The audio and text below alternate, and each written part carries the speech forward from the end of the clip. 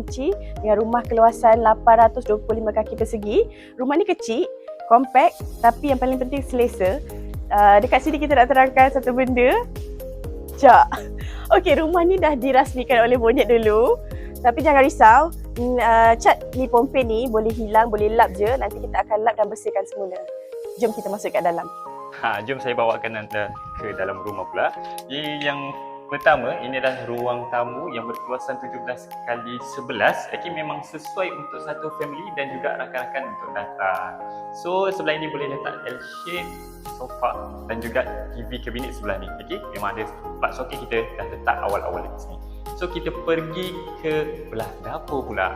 Yang ini mak-mak mesti suka. Ini kawasan dapur. Kawasan dapur ni boleh buat meja makan juga dekat sini. Ada dapat tabletop 8 kaki dan juga sinki 2 bowl.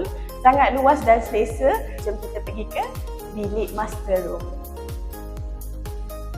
Jom kita pergi ke bilik master pula.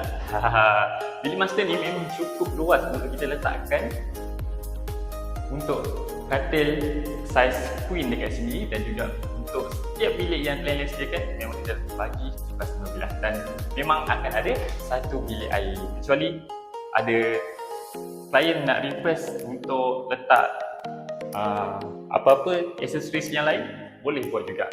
Dan kita pergi ke bilik yang kedua. Bilik yang kedua ni kecil sikit, 9x11, memang compact lah untuk kita letakkan semua kabinet dan juga katil. Sama juga kita bagi kipas 15. Dan seterusnya, bilik yang ketiga ini sesuai untuk kita letakkan anak-anak ataupun tetamu. Dan ini memang kecil tapi memang cukup muat untuk satu katil. Okey, so jom kita pergi ke bilik air yang terakhir. Bilik yang terakhir ni, ini adalah tandas cangkung. Okey, ini request daripada tuan rumah dan memang kita akan bagi full aksesoris juga sama seperti bilik air yang lain. So itu sahaja jika anda berminat untuk pakej tanah dan rumah ataupun nak bina rumah atas tanah sendiri ataupun dengan pakej-pakej yang plan-plan sediakan, anda boleh contact kami, klik link di bio dan juga terus kontak kami di Plan Property. Terima kasih di office pada aja. Sekian, terima kasih.